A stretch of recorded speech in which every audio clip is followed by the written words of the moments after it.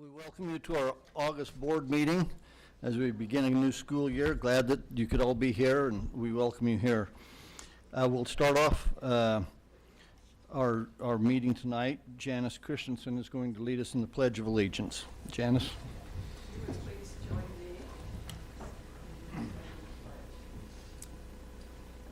Allegiance to the flag of the United States of America and to the republic for which it stands, one nation, under God, indivisible, with liberty and justice for all. Thank you, Janice. We'd like to excuse board member Jan Burrell tonight, and we'll carry on without her, I hope. Board, let's get started. You've had the opportunity to review the items on the consent calendar, and I'd like to ask, before we go for approvals on that, if Brock would bring us up to date on the budget items. Yeah, please. Board, I just want to update you. You'll notice there was one omission from the pack tonight, and it's our monthly budget report. Reason being is with the end of the fiscal year and the budget presented in our last board meeting, they're not going to look accurate just because there's so many reconciliations that happen at the end of a fiscal year. And then with the start of the new fiscal year and the timing of when the documentation had to be provided for this meeting, we had about 2.5 weeks. And so it didn't seem right to put something in front of you that was not realistic. So we'll update that going forward into the next board meetings. We're actually going to improve that process a little bit with more of a month end rather than a mid-month, just for better accounting purposes. Okay, thanks, Brock. With that, board, I'd look for a motion to approve the consent calendar. Bruce, a second. Doug, any questions or comments on that? I just wanted to tell the assessment department and all of our school administrators and teams, well done on their school success plans. I know that that's like a ton of work for them, so I just wanted to say thank you and good job. Thanks, Kelly. All in favor of that approval, say aye. Aye. Any opposed? Thank you. Moving on, we welcome Weber High Principal Ryan Cottrell with us here. Come up and brag up your school a little bit and tell us what's going on.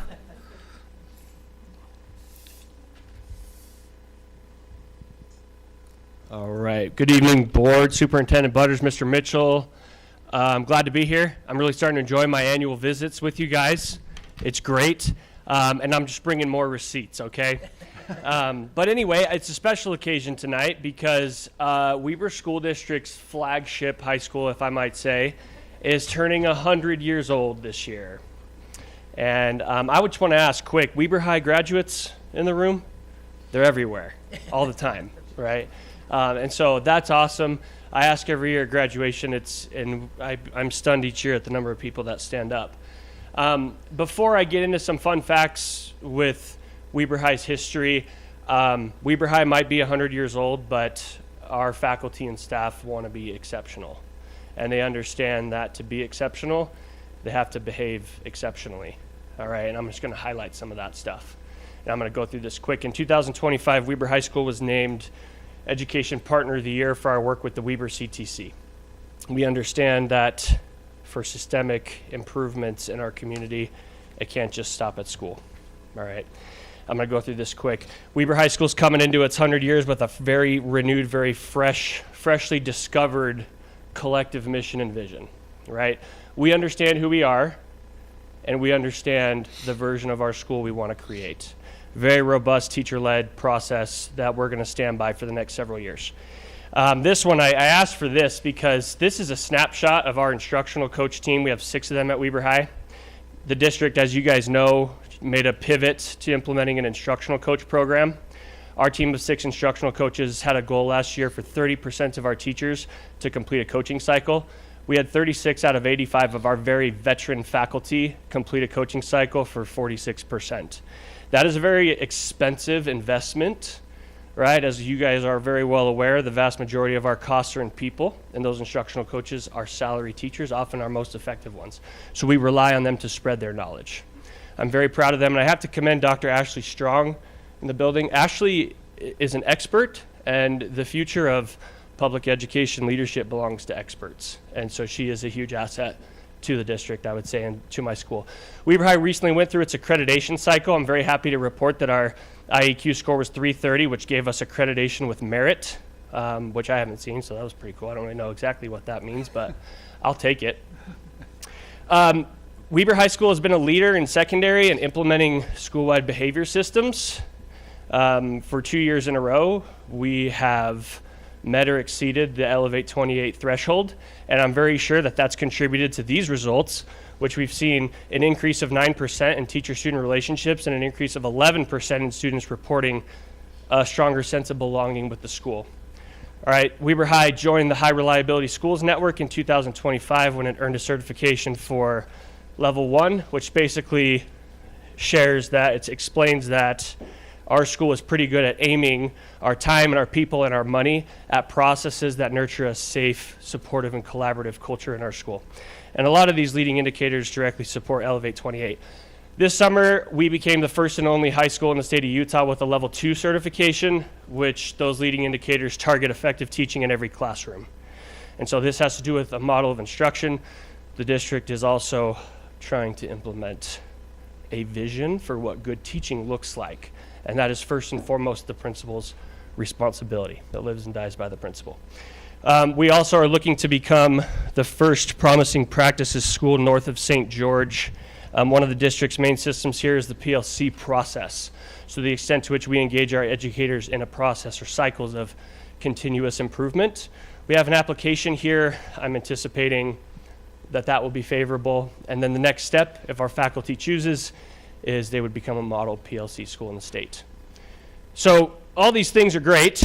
They kind of measure intent, right? They measure our ability to point all of our time and our people and our money at the right work. But I want to go a step farther. In 2023-24, our school rank was 233 out of 970. Last year it was 149 out of 973. And so 84 spots in 1 year is great. I want to make sure and manage that interpretation because it's not unheard of. It's good, but schools experience this sort of volatility in the rankings. I'm confident, though, that we'll see another jump this year based on preliminary data, which I'll show you. And this I'm super proud of. State average for math proficiency in 2022 was 28%. We were at 31. The average remained around 28, 29%, but our math proficiency is 45% in our sophomores.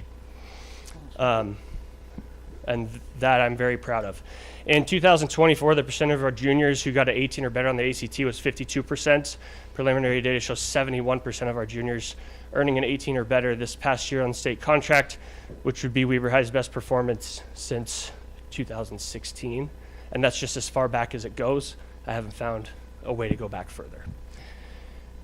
This one I really appreciate. There's a lot going on here. I just want to bring your attention to this top row.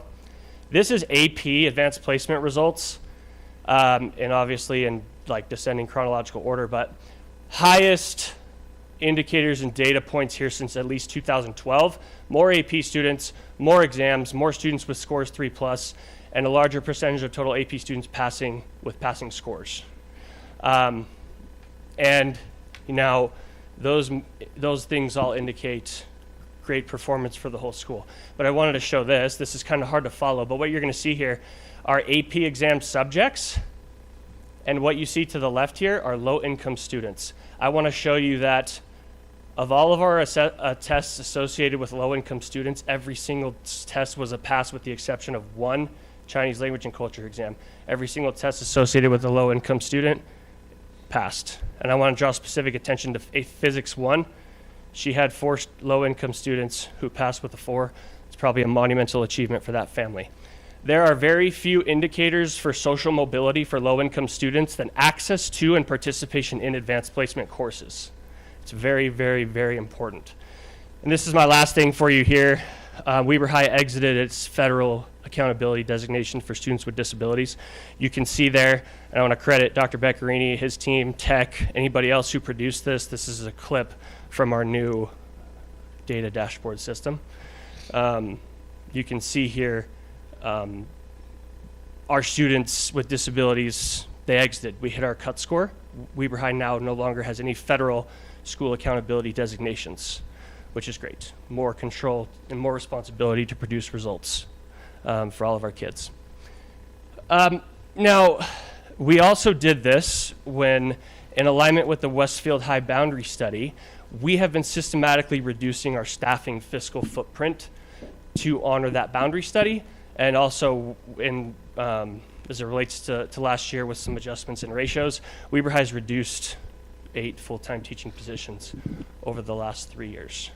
And so while I say that our school is performing, we are honoring the bottom line, I feel compelled to share this next part, which is that I want to situate our results in a larger narrative, okay? And I feel compelled to do that because Utah families and Utah teachers are the best in the country, I would argue. And I'm going to try to make a case for why that is. We're all very familiar with this narrative here. This is per pupil expenditures across the country. It's organized by region, and this is from the census. A lot of this per pupil expenditure data lags because it's just so much data to organize. But you can see we hang out right there. This is 49 and 50. Our state does more with less. Okay, but I want to add another layer to this narrative that you may not be so familiar with. And it's the concept of effort. And this is the share of a state's economic capacity it dedicates toward pre-K through 12 minus capital outlay. And you can see that Utah has been a lower effort state for a period of time. So we're a low spending state, we're a low effort state. And I know the board is engaged in some demographic study, right? And there are things a demographic study is not going to show you. And this is one of the phenomenon it's not going to show you, which is student need across the country is increasing. And I want to be very clear, this is the national trend, not the Weber School District trend. Our trend hasn't shown this sort of change. We will see this sort of change. And the thing that's left out here, and I want to do it justice because our teachers deserve it, enrollment might be declining, but need is increasing. And if you work in a school, you understand that the cost to educate some of our most vulnerable students can be 2, 3, even 4 times the cost to educate a student that doesn't have those same vulnerabilities. Enrollment is down, effort is low, need is high, birth rate is low. Our families and our teachers achieve these results because for generations, the vast majority of Utah families have supported public education, and they continue to do so.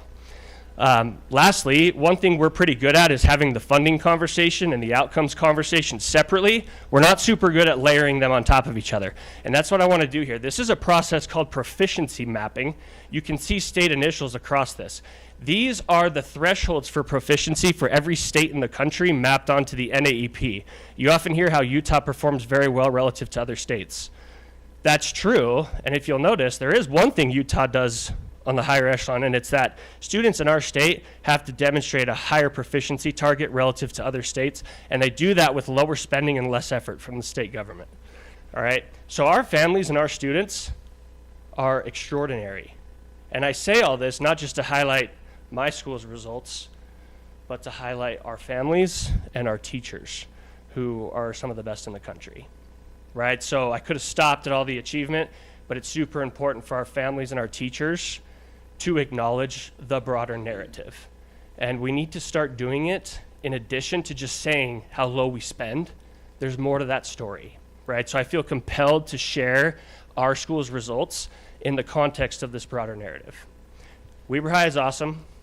Our families are awesome. Our teachers are awesome. They're the best I've ever worked with, and we're just getting started. So there's that arrow that indicates where Utah falls. So a Utah student has a higher standard for proficiency. So our teachers and our families quite literally have to show more with less. That's what this means. Okay. All right. Fun facts here. Weber High is 100 years old. I pulled this out because I thought it was fascinating that the Weber County voters approved a $300,000 bond to build a high school. I can't get half of a house for that much. And so I just thought that was interesting. This is a Standard Examiner article from that time that lays out some of that. I also share this piece, which is really fascinating to me. So this is a trolley that used to carry students from Huntsville to Weber High from 1926 to 1932. And then here, this gentleman at the bottom, many of you may know Mr. Ryan Gross, former assistant principal. This is his great-grandfather, John Newey. And John used to ride this trolley, but he didn't quite finish school because he used to stop and play pool in Ogden and help turn the trolley around. So we did have attendance problems in 1926. They just looked different. So I thought that was fascinating. This here is the 1926-27 Weber High Orchestra. And you see this piano right here. This is the 25-26 Weber High Choir with the same piano. This is the only piece of equipment that I've been able to identify that every single generation of Warrior has used. Pretty awesome. We've partnered with Weber State. Weber State is preserving all of Weber High's yearbooks and scrapbooks for free. So they are creating a digital archive that will store all these things for us. I've spent some time going through these yearbooks and just fascinating. Just absolutely fascinating. This is your 1926-27 Board of Education and first superintendent of county schools. Does anyone know any of these people? It's I try to get the names clear enough, but also in the yearbook, the Golden Spike. Yeah, so pretty cool there. I pulled this. I'm not going to read this. You can read it. It'll take a minute. This is a message from the first principal, Keith Walquist, Principal Walquist, class of 32, which has coincided with the Great Depression. And I looked this up. Many folks would call 1933 the worst year of the Great Depression. And just like that first sentence gives me crazy COVID vibes. Like no other group graduated by our school has completed its work under circumstances that have so severely tested the individual student's will to succeed. You know, obviously it gets more Great Depression specific with the other language, but it just jumped out at me, you know. And I think it speaks volumes, the fact that, you know, public education has been dealing with social, political, and economic crisis for more than 100 years, and it's still the best quality education you're going to get for your kid. So I think that that's powerful. Some of you may have seen this. This is a World War II memorial in our school. And this would have for sure only been, it says county, but we didn't have Bonneville till 1960, and we didn't have Roy till 1965.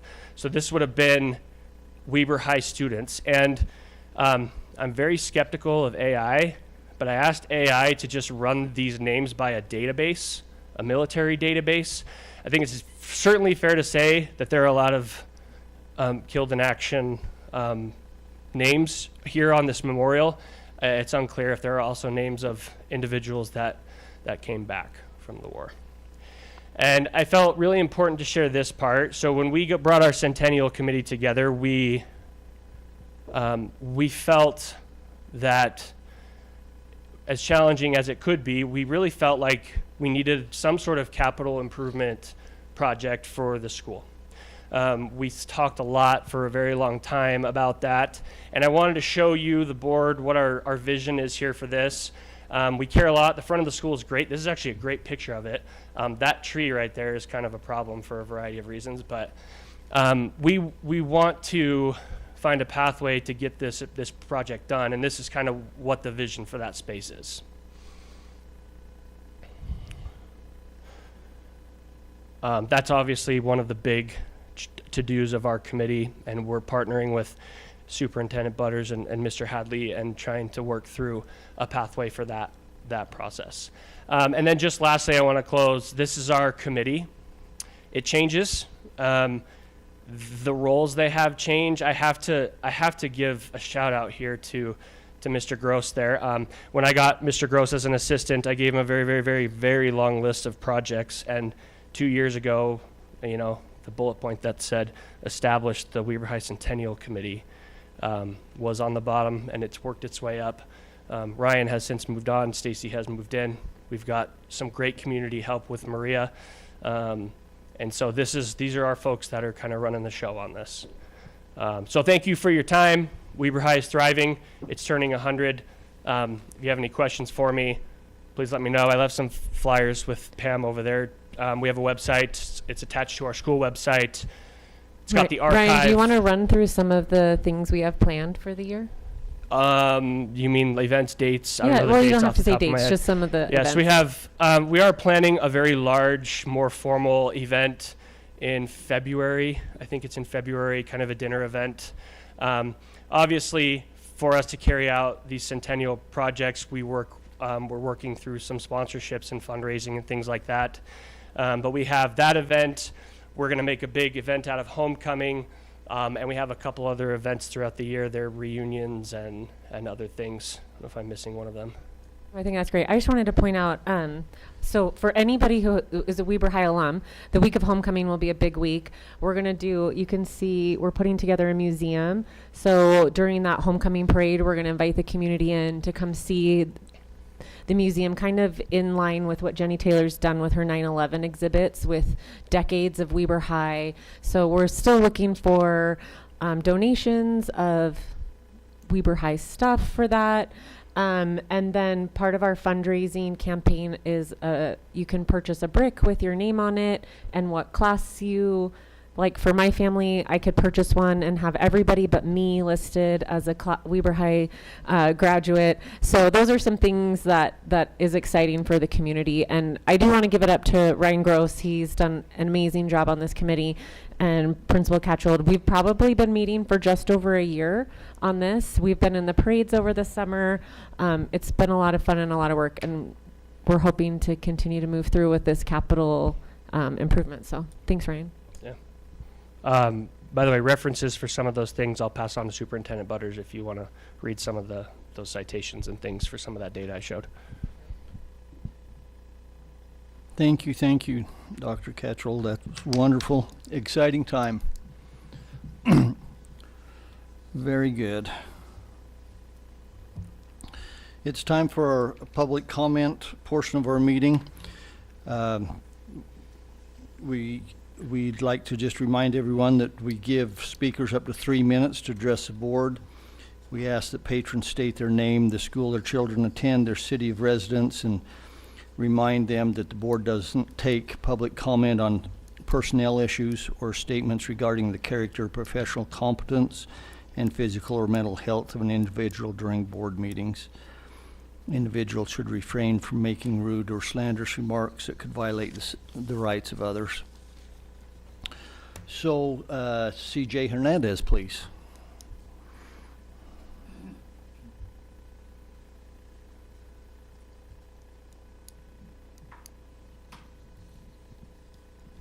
Hello, good afternoon.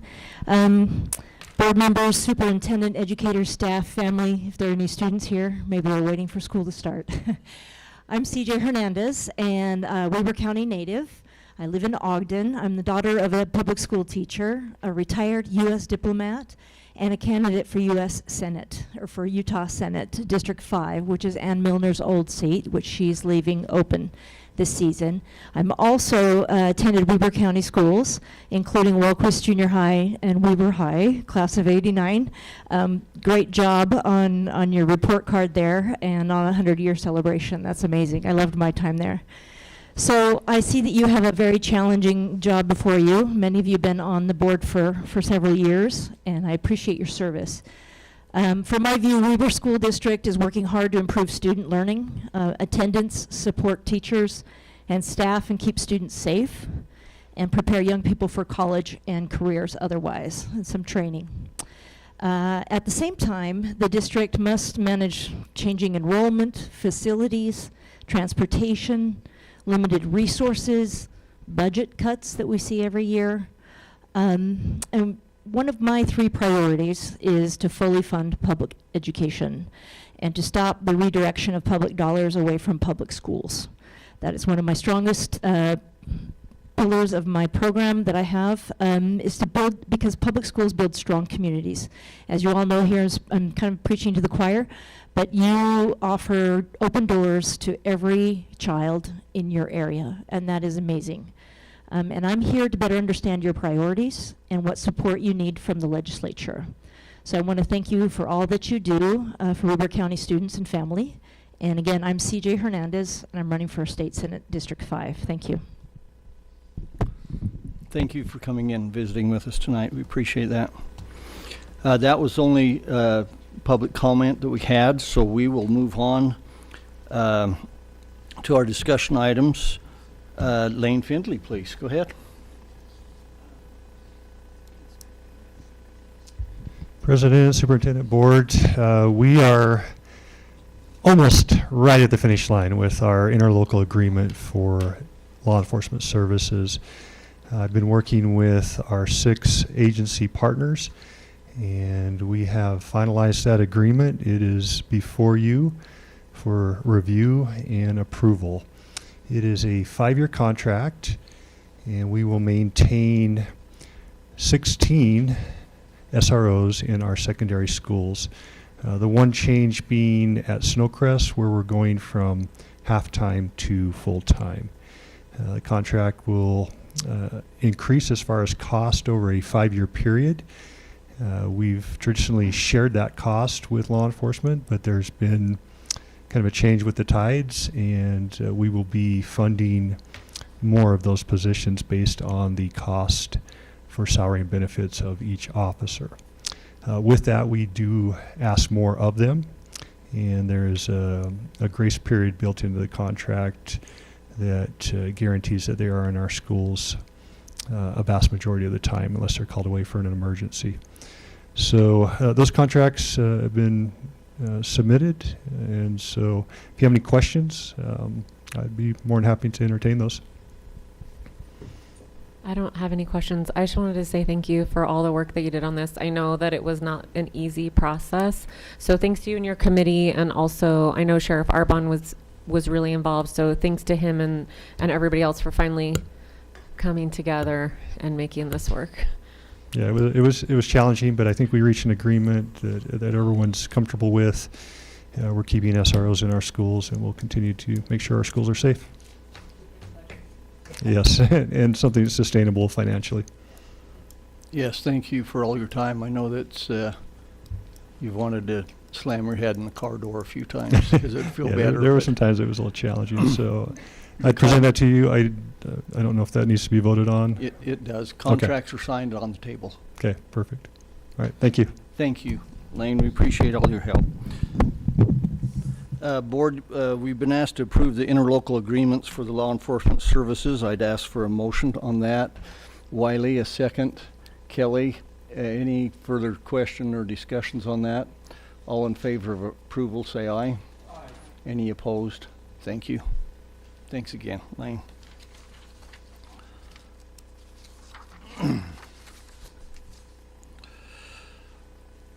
Let's move through some policy revisions and readings. Heidi Alder, please. Welcome back from your vacation. Right into the policies. I know. Someone asked me how this week has been, and my head's still spinning. Good evening, Board. We have just 2 policies that we'd like to present on first reading, and one that our policy committee is requesting your approval on second reading. The first policy 4370, is the policy that Ms. Warren spoke to a little bit earlier in study session. 4370, secondary credits and graduation requirements revised. She spoke to the piece of the policy that increases our credits that students need. That begins this school year for our juniors and our seniors. We made some other amendments to this policy, and I'll just highlight a couple of them. We amended the policy to align with our practices. This isn't a statutory change, but we realized that there were some things that we were doing that we wanted to make sure are in our policy. And then there were some changes that the State Board of Education made that we wanted to align as well. The credit for early college classes, when a student goes to a college and takes a class that's not necessarily a CE class, we just made sure that we put into our policy that will be transcribed on our high school transcripts if we have a class that aligns with that college course. We also have a section on a course grade correction. If a student believes that their grade is incorrect, what is the process that the student and parent goes through to correct the grade? It begins with the teacher and then goes to the administrator, but we included that process, which is a process that we've been put in practice for some time. Credit recovery, as Jen mentioned, is also part of the policy now, where we have on page 9 of the policy a section that explains how a student who fails a class can still get the credit for the class. Are there any questions about policy 4370 amendments that were made to that? And I go ahead and ask me, but I will also defer to Jen and Heather.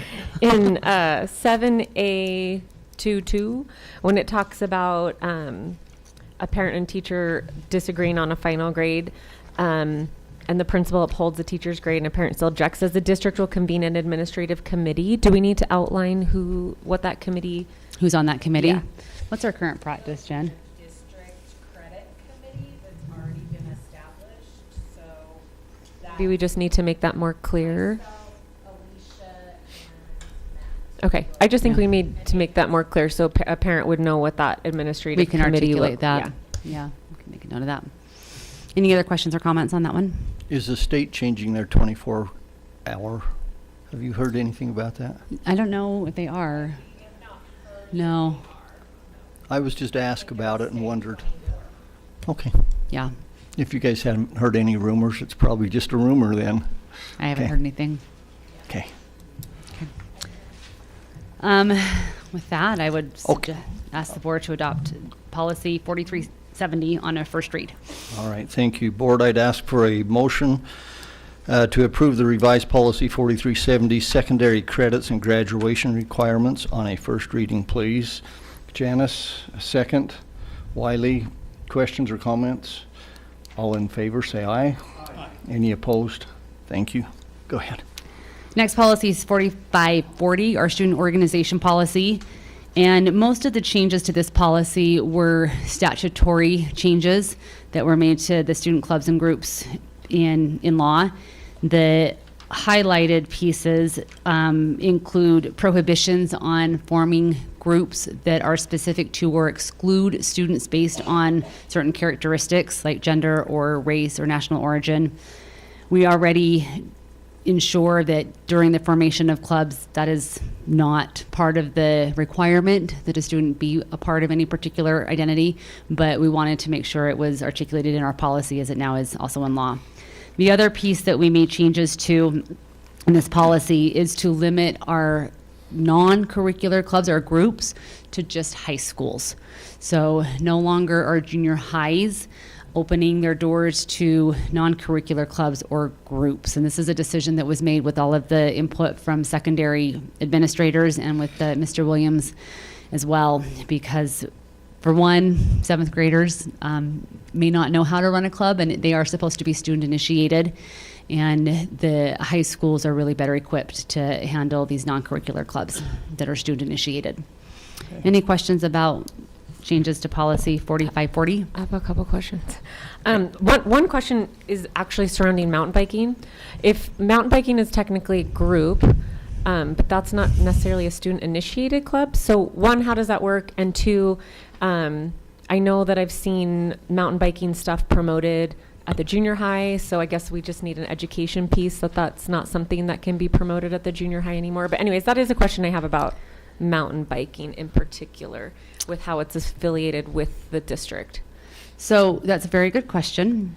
One we need to work through a little bit. Mountain biking technically is supposed to be a community organization, right. And the school piece of it is that we provide them a place to meet at school to talk about their events. So would and whatnot. that mean that every year a student technically needs to apply for mountain biking to be considered a group for a place to meet? Or is that something, because it's a community organization, that now they need to work with our rental agreement to be using space at the school? No, we would still treat it as a group, and they would need to apply each year. That is something that we're going to work with our administrators and make sure they understand. Mountain biking has gotten quite popular, and we need to work through some of the practices in terms of meeting, starting the groups, coaches, Equal financing, equal access, clothing. So there's some things with mountain biking just because it's gotten so big and it's a statewide popularity and I think concern with a lot of schools. Is Weber still combining with other districts on that too?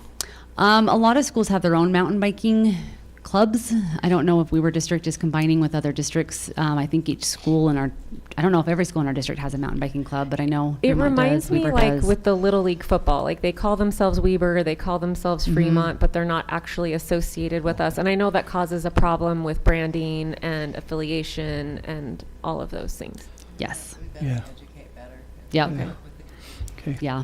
I think that happens with all the trailers. All the trailers have the high school listed They do. on their mountain. Yeah, With the logo I and jumped the off the symbol. side of the trailer while about 25 of them went by, but it was Weber and Morgan together. Oh, And so I okay. wondered if that was an official thing, or they just called up, says, hey, why don't we go for a ride, or, I don't know. If Weber Morgan has a club, that might be the community club, but I don't. Okay. I know that Weber High School is affiliated with the club. Director Couchold or Principal Couchold has done a really good job of trying to separate that at Weber High School and make it clear that they're not using Weber logos, they're not using Weber High School, but other schools have not delved into that quite yet. Heidi, one other question. Even though we're not promoting that in the junior highs, are they allowing junior high school students to participate? They would through the community. Okay, Yep. great. So we wouldn't govern that at Well, all. that happens in other districts. So.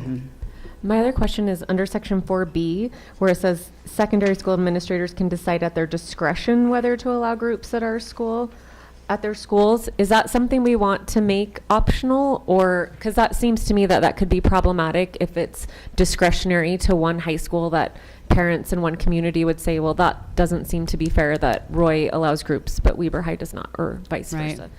And that's something that the policy committee can discuss. At junior high, that is how it has been for a while. Some junior highs were allowing them, some weren't. The equal access law, the federal law, requires if a school allows a non-curricular club, any non-curricular club, it must open its doors to all non-curricular clubs, and it is specific to school, not the LEA. That's why we kept it that way and with that language in our policy. But that is something to talk about. I if just it's gonna think, create an personally, I think issue. we should probably just not even have B in there and just, anyways, that's just my thought on that. My other thing is under the personal identity characteristic and definitions, I looked up that code and it says that it's expressions of belief discretionary time, so I don't know if that's just listed wrong. It might be. We can go back and check that. The personal identity characteristic is defined in statute. It was that's not the right one. Okay. Will you make a note of that and we can go back and fix that? Thanks, Kelly. Any other questions or comments on that policy? okay. Board, I need a motion to approve the revised policy 4540, student organizations, on a first reading, please. Motion. Oh, Kelly, Wiley, any other comments, questions? All in favor, say aye. Any opposed? Thank you. Okay, go ahead. And finally, the student electronic device policy, policy 8350. We're bringing back to you on a second read. You recall we brought this to you in May on a first read and then held off in June to get some feedback from the community and stakeholders. And Dr. Beccarini presented in the June board meeting the information and the feedback from the surveys that we received. And it was decided by the policy committee based on the feedback we received, which was both make drastic changes and don't make any changes, and then everywhere in between, that we were going to keep the policy the way it was, with the exception of some minor statutory changes and requirements, but then monitor and try to take data on the information and some of the concerns. A lot of elementary principals and teachers are concerned about the use of smartwatches in elementary school, and while our policy prohibits students from using those watches for any other reason than to tell time, it is hard to manage. And so we wanted to get a sense throughout this year how often that is a problem. Are students actually calling their parents during recess and during class to come and pick them up, which has been reported anecdotally. We don't know how often that's happening, and so we want to look at that throughout the year and then, if need be, make changes to the policy next year. So with that, we would ask that the board adopt policy 8350 on a second read, unless there are any questions. Okay. Is this going to go out to Yes. parents? 'Cause Yes, this and is in your awesome. packet is a flyer that was put together that will go out to parents with Gina's email to parents at the beginning of the school year that kind of outlines in a very beautifully, visually aesthetic format what the policy says. There's, Kelly, there's one for elementary and one for secondary, yeah. Yeah. Thanks to Heather Hardy for putting that together, by the way. Thank you, Heather. I would presume this thing will just change constantly until it kind of settles in a little bit, huh? It might, yeah. We haven't changed this policy since we adopted it a year and a half ago. And I think the biggest issue, at least in terms of feedback from stakeholders, is enforcement and making sure that we're applying the policy consistently in our schools. As soon as we get it, they'll invent something else. that- You're probably right about that. Yes, You're yes. talking about the devices evolving, yes. Yeah. Okay, Board, I would ask for a motion to approve the revised policy 8350, student electronic devices, on a second reading, please. Janice as a first, Kelly is second. Further questions or comments? All in favor, say aye. Aye. Any opposed? Thank you very much. Okay. Thank you, Thank you. Heidi, and your group for all the hard work that you put in. Superintendent. Yes, I kind of already hit the flyer part, so Kelly was on top of it with the flyer, so we can skip that part. Oh, okay, I Yep, didn't know if we're you had good. anything else. Nope, we're good. Well, don't anybody fall out of their chairs, but we are done. That concludes all of the action items on our agenda. We do have a need to convene a closed session tonight. This is a strategy session to discuss pending or reasonably imminent litigation, and it's a strategy session to discuss a character, professional competence, or physical or mental health of an individual. Mr. Mitchell, will you take care of a roll call for us, please? Yes, so moving into a closed session requires that roll call vote. Please respond with a yes or no after I call your name. Board Member Williams? Yes. Board Member Larson? Yes. Board Member Jardine? Yes. Board Member Christensen? Yes. Vice President Hurst? Yes. And Board President Whittison? Yes. Thank you. Thank you. Thanks, everyone, for coming tonight. We appreciate your attendance, and let's get off to a good start of a new school year. Thank you.